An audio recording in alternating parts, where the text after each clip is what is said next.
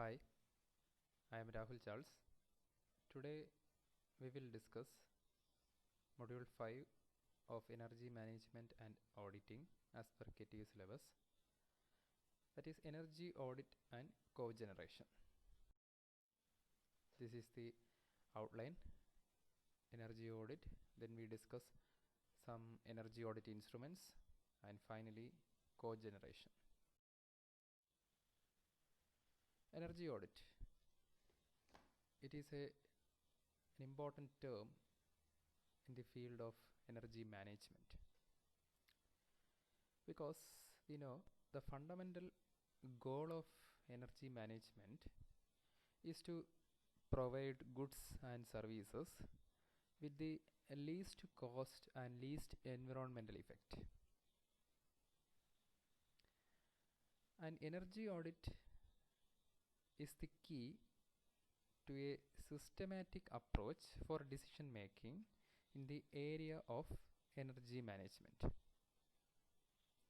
And energy audit is a detailed inspection, survey and analysis of energy flows in a building, process or system to identify the energy dynamics of system. It prioritizes the energy uses according to the greatest to the least cost effective opportunities for energy savings. And energy audit is the key to a systematic approach for decision making in the field of energy management that I have explained earlier. In short, we can say that it is the verification, monitoring and analysis of energy use, which may include some submission of a technical report which contains some suggestions or recommendations for improving energy efficiency with cost benefit analysis and an action plan to reduce energy consumption.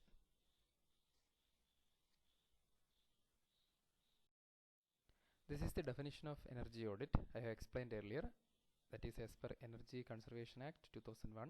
Energy audit is the verification, monitoring and analysis of use of energy, including submission of technical report containing recommendations for improving energy efficiency with cost benefit analysis and an action plan to reduce energy consumption.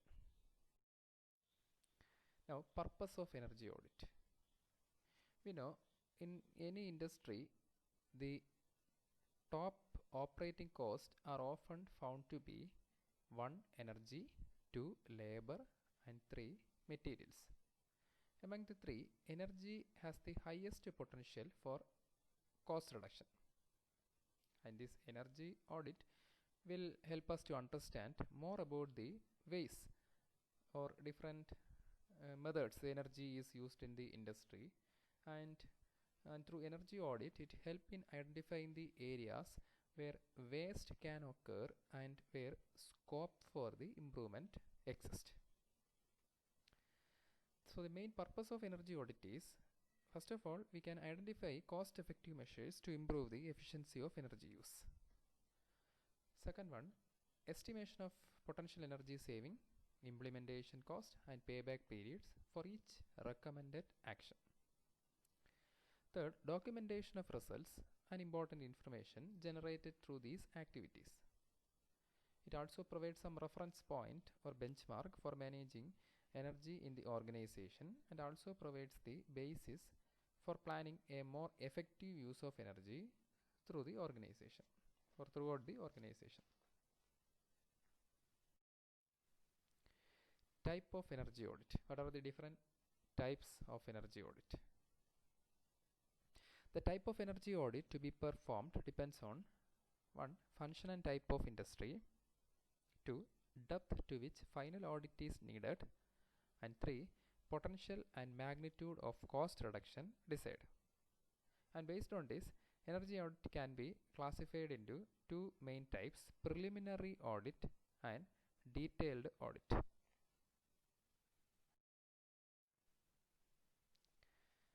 Preliminary energy audit methodology. This type of energy audit is also known as walkthrough audit or diagnostic audit. It is relatively quick exercises and uses some easily obtained data which is existing in an industry. So the scope of preliminary energy audit is to establish energy consumption in the organization, estimate the scope for saving, identify the most likely and the easiest areas for the attention, identify immediate improvements or savings, set a benchmark or reference point, identify areas for more detailed study and measurement, and preliminary energy audit uses existing and easily obtained data. Detailed energy audit. It is somewhat, we can say it is a comprehensive audit and results in a detailed energy project implementation plan, because here we accounts for the energy use of all major equipments. It considers the interactive effects of various projects and offers the most accurate estimate of energy savings and cost. Detailed energy auditing is carried out in 3 phases: phase 1, phase 2 and phase 3. Phase 1 is called pre-audit phase, phase 2 is called audit phase, and phase 3 is called post-audit phase. These are the 10 steps methodology for detailed energy audit. Step 1 is plan and organize. Maybe walkthrough audit, informal interview with the energy manager, production or plant manager, and each of these actions have some purposes and some results. Then step 2 is conduct of brief meeting awareness programs with all divisional heads and the persons concerned, and the purpose is to build up some cooperation, issue questionnaire for each department, and orientation or awareness creation. Now step 3, primary data gathering, process flow diagram, energy utility diagram. Step 4, conduct survey and monitoring. Step 5, conduct of detailed trials or experiments for selected energy guzzlers. Step 6, analysis of energy use. Step 7, identification and development of energy conservation opportunities, that is ENCON. Step 8, cost benefit analysis.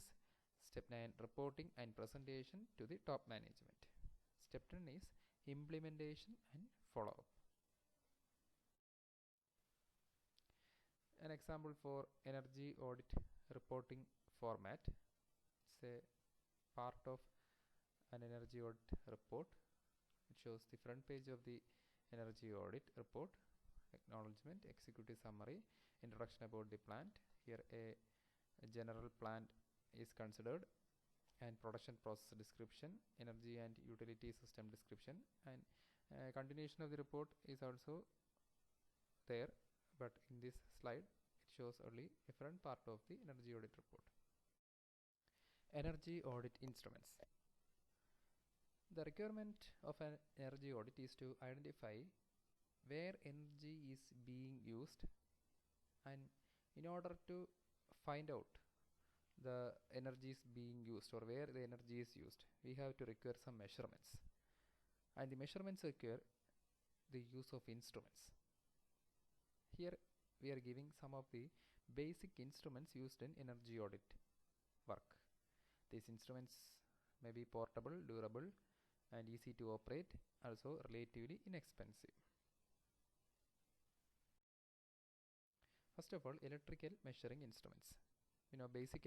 Basic electrical parameters in AC and DC systems are voltage, current, power factor, active power, maximum demand, reactive power, energy consumption, frequency, and harmonics.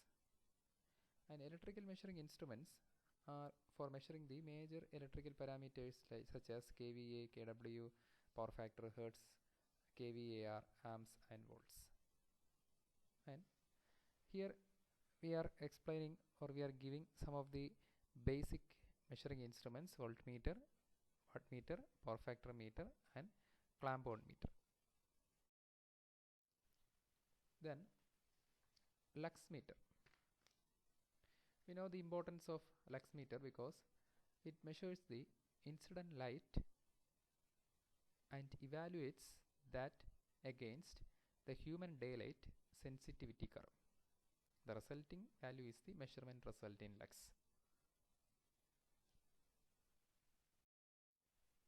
Now, temperature measuring instruments, which is used in the energy audit requirement.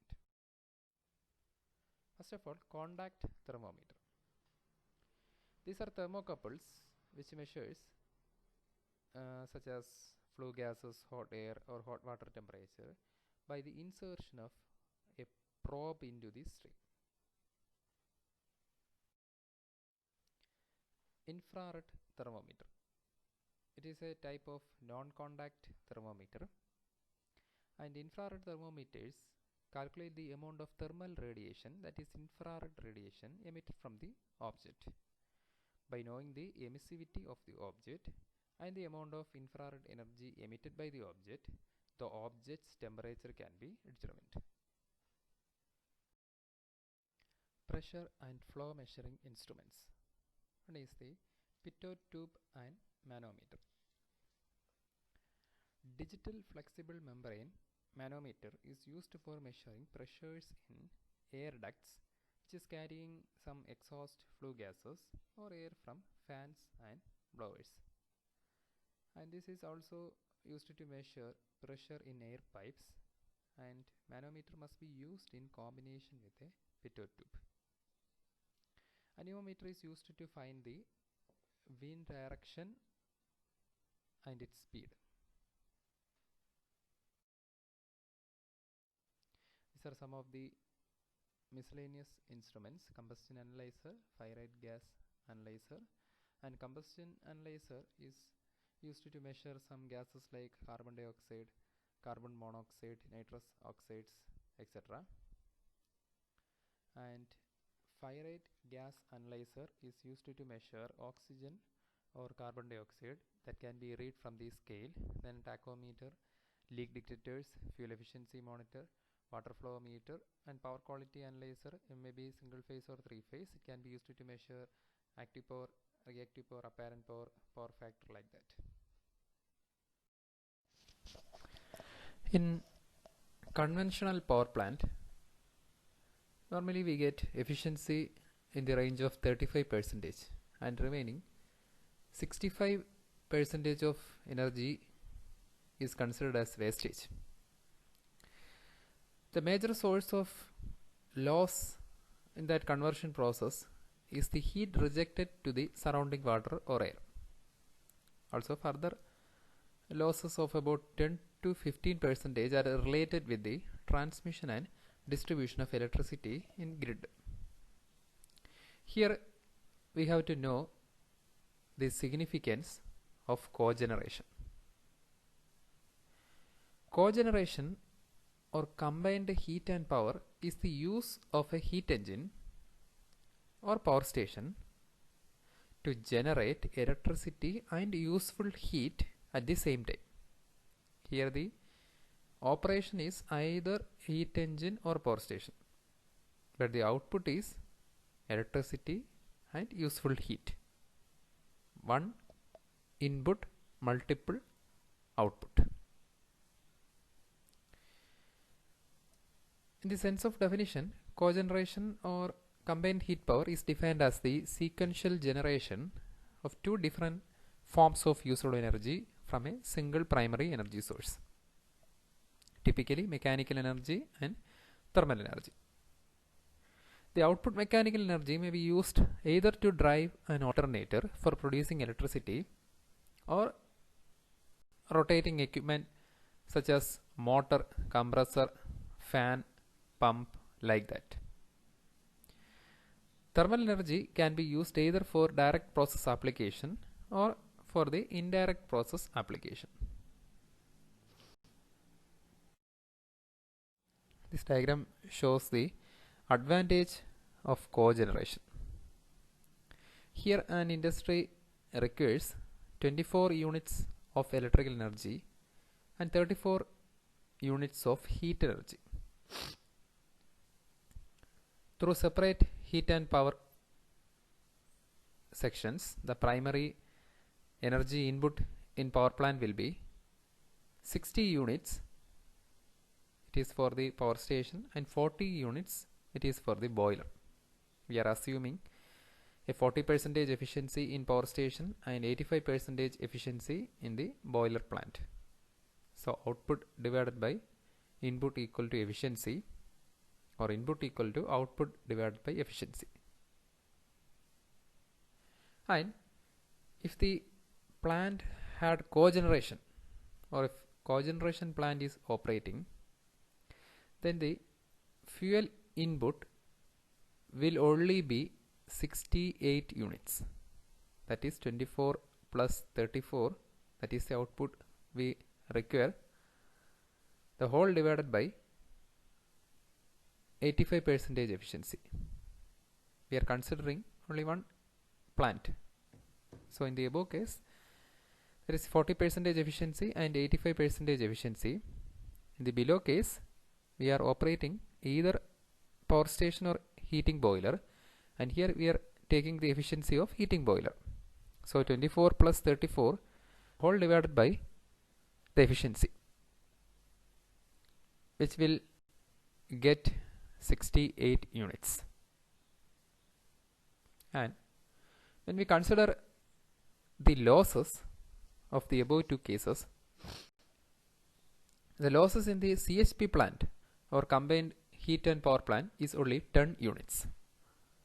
So this diagram shows the advantage of CHP plant, combined heat and power plant, or cogeneration. In-plant power generation system. Here industry needs both steam and electricity. In conventional system, steam is produced by a boiler and electricity is either purchased or produced by diesel engine. But in cogeneration, steam is produced at high temperature and pressure, and this steam is used in a turbine generator set to produce electricity. In the first case, electricity is produced or purchased separately by using, if produced, it is by diesel engine, or either it is purchased. But in cogeneration scheme, the steam produced is utilized for electricity production also. The exhaust steam is used for some manufacturing process. This diagram shows the in-plant power generation system. Now, reject heat utilization system. Utilization of the rejected heat. It is used in power plants. Some steam extracted from the turbine and it is supplied to an adjacent industry for manufacturing purposes.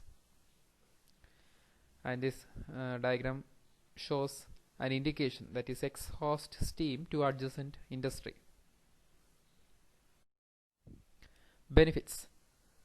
Along with the saving of fossil fuels, cogeneration allows to reduce the emission of greenhouse gases, especially carbon dioxide emission. The overall energy bill of the users can be reduced, especially when there is a simultaneous need for both power and heat at the required site. Since less consumption of primary fuel, the economy in fuel can be achieved. Also, lower capital cost while using cogeneration plant. Technical options for cogeneration. Mainly, cogeneration technologies can be classified as follows. First is steam turbine cogeneration system, then gas turbine cogeneration system, and reciprocating engine cogeneration system. Steam turbine cogeneration system.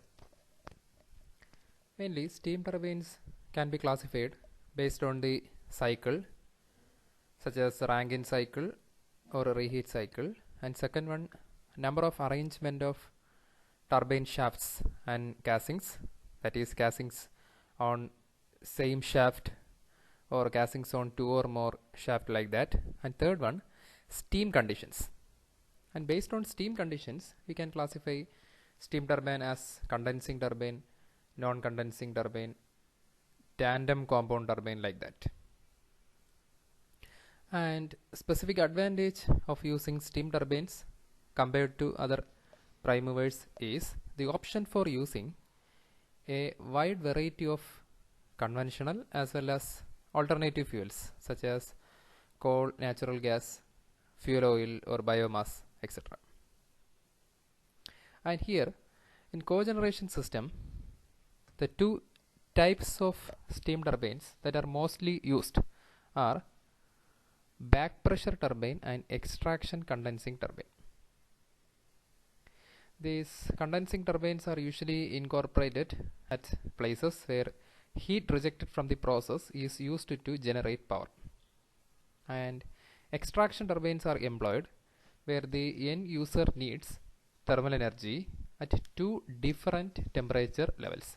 So the point is, if you want to extract thermal energy at two different temperature levels, we are using extraction condensing turbine or extraction turbine.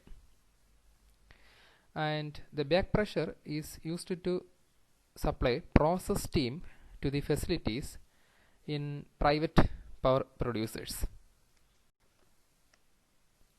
And the process steam means the steam used for heat and moisture rather than for producing power.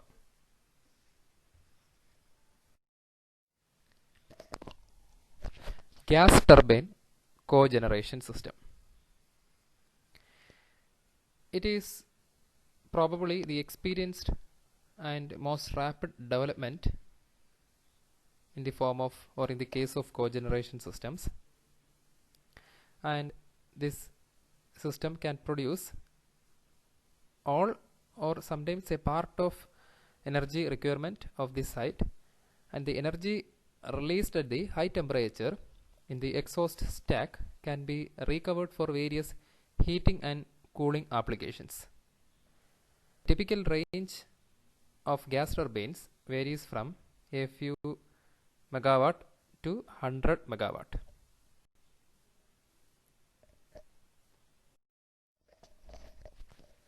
Reciprocating engine cogeneration system. Such turbines are also known as internal combustion engines, and this cogeneration system have high power generation efficiencies compared with the other prime movers. Mainly there are two sources for heat recovery. One is the exhaust gas at high temperature, and second one is the engine jacket cooling water system at low temperature. Classification of cogeneration system. We have learned different technical options for cogeneration system. Now, how cogeneration systems can be classified. Cogeneration systems are normally classified according to the sequence of energy use and the operating schemes adopted. It can be classified either as topping or bottoming cycle on the basis of sequence of energy use. The difference is, in topping cycle, the fuel supplied is first used to produce power, and the thermal energy, which is the byproduct of the cycle, is used to satisfy the process heat or other thermal requirements. So the important condition is first produce power, primary importance to power production, and the byproduct is the thermal energy, which is used to satisfy some other process or thermal requirements. And topping cycle cogeneration is widely used and is the most popular method of cogeneration. The four types of topping cycle cogenerations are explained here. One is the combined cycle topping system. Here, a gas turbine or diesel engine producing electrical or mechanical power, followed by a heat recovery boiler which is used to create steam, and this steam drives a secondary steam turbine. So primary, there is a power production, then secondary the heat produced or the steam produced is used to drive steam turbine. Then second classification, steam turbine topping system. Here it is explained as the high pressure steam which is produced, and this high pressure steam is passes through a steam turbine to produce power, with the exhaust provides low pressure process steam, and this is the steam turbine topping system. Heat recovery topping system. It employs heat recovery from an engine exhaust or jacket cooling system flowing to a heat recovery boiler, where it is converted to process steam or hot water for further use. Then fourth type, gas turbine topping system. A natural gas turbine drives a generator to produce power. The exhaust gas goes to heat recovery boiler that makes process steam and process heat. Here the process steam is important. As I mentioned earlier, process steam is the steam used for heat and moisture rather than for producing power. Its main application is in industrial production processes, mainly used by the chemical industry, and process steam generation is based on the CHP or combined heat power generation principle.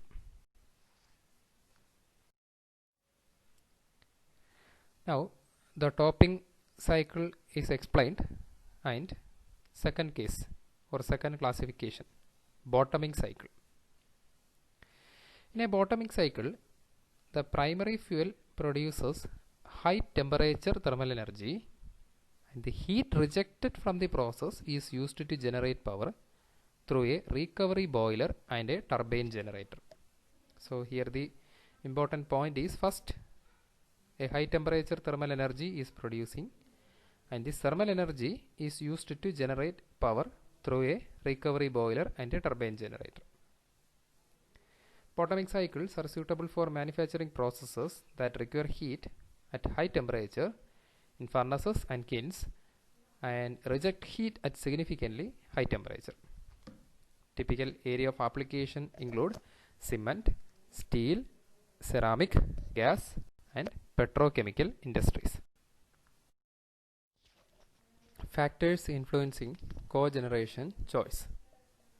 The operating scheme of cogeneration system that we have mentioned, but it is very much specific to the site and depends on several factors like base electrical load matching, base thermal load matching, electrical load matching and thermal load matching. In the case of base electrical load matching, the cogeneration plant is sized to meet the minimum electricity demand of the site, and which is based on the historical demand curve. The rest of the required power is purchased from the utility grid. In the case of base thermal load matching, the cogeneration system is sized to supply the minimum thermal energy requirement of the site. The prime mover installed operates at full load all times, and if the electricity demand of the site exceeds that which can be provided by the prime mover, then the remaining amount can be purchased from the grid. Then electrical load matching. In this scheme, the facility is totally independent of the power utility grid. All the power requirements of the site, including the reserves needed during scheduled or unscheduled maintenance, are to be taken into account while sizing the system. In thermal load matching, the cogeneration system is designed to meet the thermal energy requirement of the site at any time. The prime movers are operated following the thermal demand. Optimal operation of cogeneration or combined heat and power plant. Consider a typical CHP system which consists of a combustion chamber, a turbine generator, a heat recovery boiler, and here A SIMO model of CHP is given, that is single input multiple output. Consider a CHP system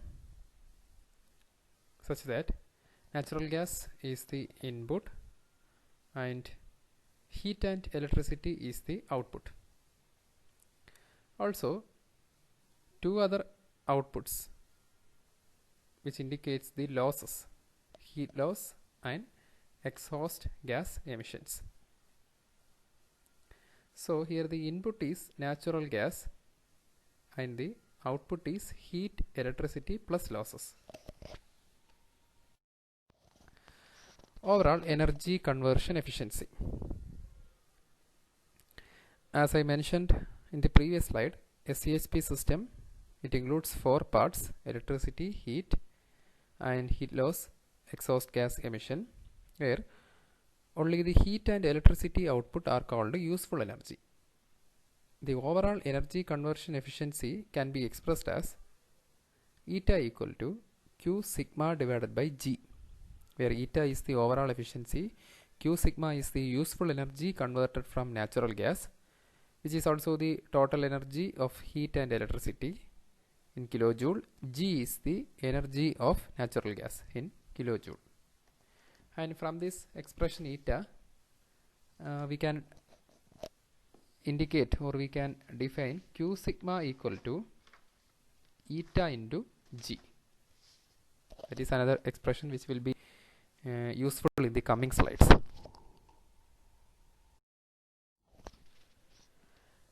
And the efficiency in most cases is changing with different loading levels or operating modes of combined heat and power plant. That is, from this graph we can see that efficiency versus loading in percentage, there is a variation in efficiency with respect to loading levels. So efficiency is a function of loading level or loading condition. That is eta equal to F of L, where L is the loading condition. Even though CHPs are able to provide heat and electricity simultaneously, there is some fixed relation between the two products. Two products indicates one is the electricity and other is the heat. And based on this we can define each CHP equal to gamma suffix E Q sigma, H CHP equal to gamma suffix H Q sigma.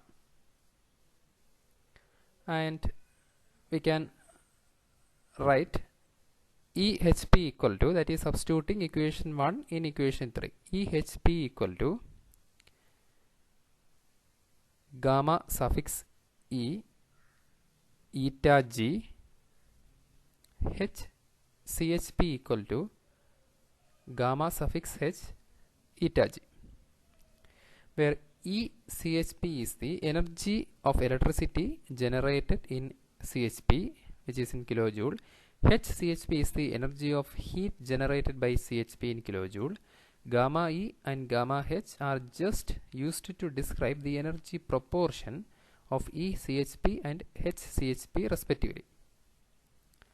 And this energy proportion, that means gamma suffix E plus gamma suffix H equal to 1, because it is the useful output. If we want a proportion of 60% gamma E produced, then the remaining 40% will be the gamma H. There is no practical significance for this proportion. As I mentioned earlier, gamma H plus gamma E equal to 1. Now another term can be defined, HTPR. HTPR is defined as the ratio of heat output to the electricity output, and it is denoted by theta. Theta equal to H CHP divided by E CHP, which is equal to gamma suffix H divided by gamma suffix E. Optimal operation of cogeneration or combined heat and power plants. The optimization mainly concentrate on achieving economic goals, that is low operation cost or a reduction of fuel consumption, and environmental goals, low carbon dioxide emission. The output of CHP is optimized to minimize the annual operating and maintenance cost of the whole system. When optimizing, the operation strategy is to achieve maximum profit. Energy prices should also have to be determined. And different optimization algorithms, as we know, are there.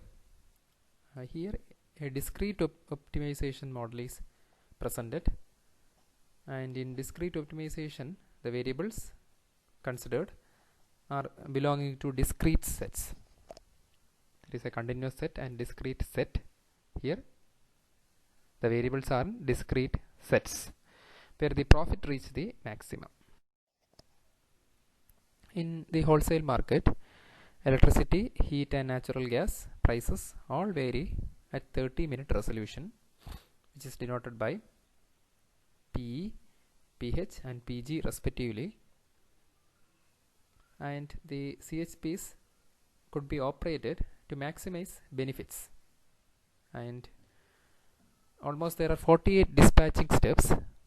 Here we are considering, or here we are assuming, in the kth dispatching step the profit is calculated by PRO suffix CHP, that is in the kth step, which is equal to IHK plus IEK minus CGK, where PRO is the or indicates the profit and PRO CHPK denotes the profit in the kth step. IHK and IEK are the income from sale heat and electricity. CGK is the cost of buying natural gas, and this equation 7 can be modified as follows: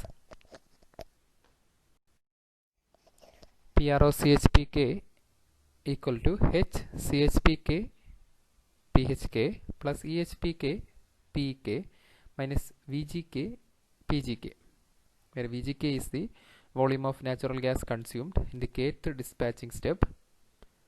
PEK and PGK are the prices of heat, electricity and natural gas in the kth dispatching step, and G of K equal to Q VG of K, where Q indicates the energy contained in cubic meter of natural gas, which is a constant denoted by Q. And we have some simplification steps. We know theta equal to gamma H divided by gamma E. Also we know the relation gamma suffix H plus gamma suffix E equal to 1, and based on these two equations we get the expressions for gamma H and gamma E, because from the expression gamma H plus gamma E equal to 1, let gamma H equal to 1 minus gamma E, which is equal to 1 minus, for gamma E we are substituting gamma H divided by theta. We can write it in terms of theta.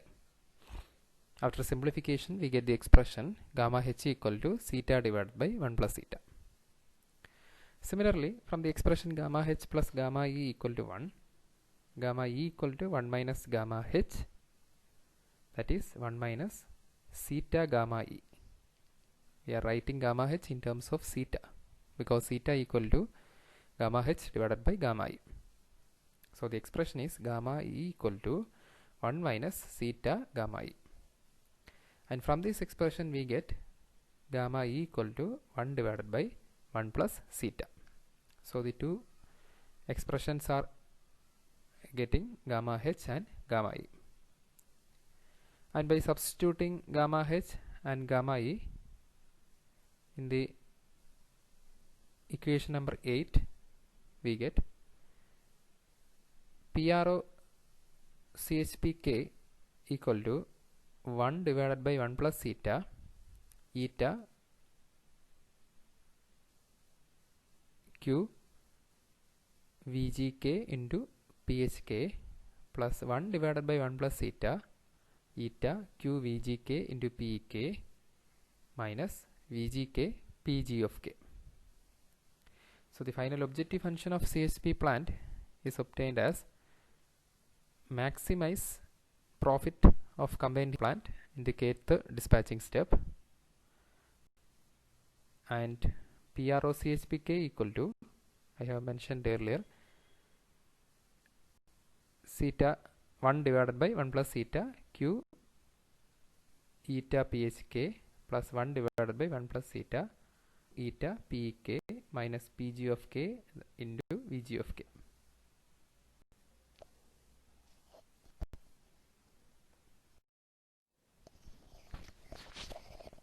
Now the another section, computer aided energy management, which is used for the energy management applications. We all know the importance of energy management system, especially energy management system incorporating computer application. An energy management system is a system of computer aided tools used by operators of electric utility grids to monitor, control and optimize the performance of the generation or transmission system. There are different applications for computer aided energy management, may be used in smart grid, microgrids, power system operations or power system stability, like that.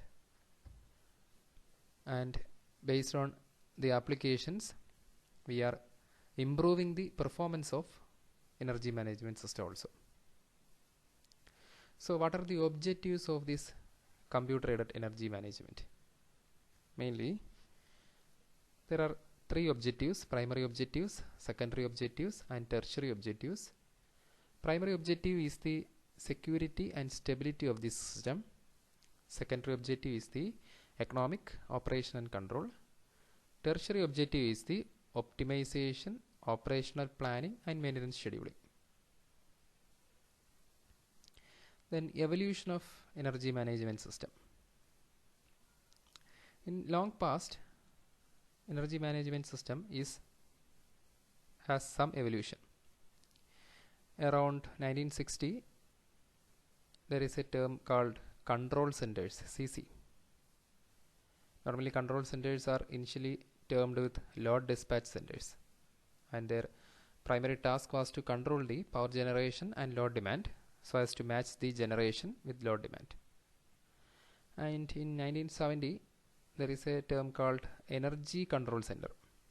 Here the main task was to control the energy rather than power, that is energy monitoring. In 1990, our term energy management system, and the main task was to manage the energy through various techniques like load management, demand side management, distribution management system. And mainly these management systems are computer based programs that perform both computational task as well as decision making task so as to assist the operator for real time operation and control. And along with this, we should know the term SCADA. And the evolution of SCADA started with monitoring and data acquisition system, followed by control. They have some important tasks like to continuously measure and monitor parameters for checking some limit violations and to ensure a reliable and safe operation of the system. Then another main point is functions and benefits of EMS, energy management system. There are different functions. We can split functions into 4 categories. One is the control functions, other is the operating functions, then is the optimization functions, and fourth is the planning functions. And regarding benefits, as you know, there are many benefits in computer aided energy management system.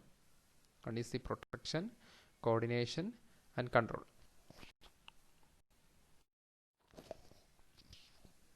Here an architecture is explained, energy management system architecture. EMS and SCADA are two important entities in real-time monitoring, operation, control of power system. The power flows from power system through SCADA to EMS. Information flow is bidirectional, and SCADA forms the interface between power system and EMS. The power system data, both continuous or discrete, is collected by SCADA and selectively sent to EMS. EMS is a computerized control of power system consisting of several application programs which are executed by the operator so as to maintain the power system in a secure and stable operating state.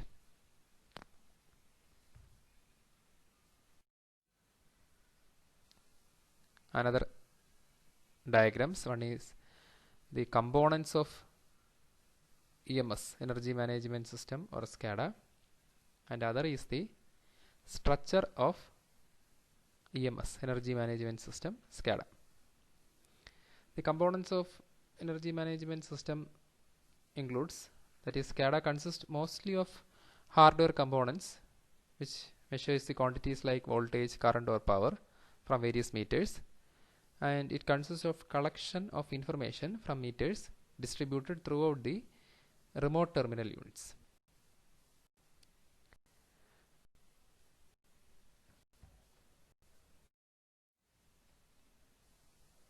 This is the diagram for practical energy management system SCADA, that is your actual implementation of power system model. This power system model consists of the three-phase generators, transformers, transmission lines and loads. The SCADA modules consist essentially of hardware for measurement, monitoring, control and protection of the power system. SCADA monitors information from the power system through current transformer or potential transformer, collects data and sends them to EMS, Energy Management System. Analog data and digital data are collected by the remote terminal units. It consists of a network of computers or workstations which perform computational tasks for decision making in real-time operation and control. Both offline and online functions can be performed in Energy Management System. Thank you. I have referred the slides and PDFs from Bureau of Energy Efficiency website.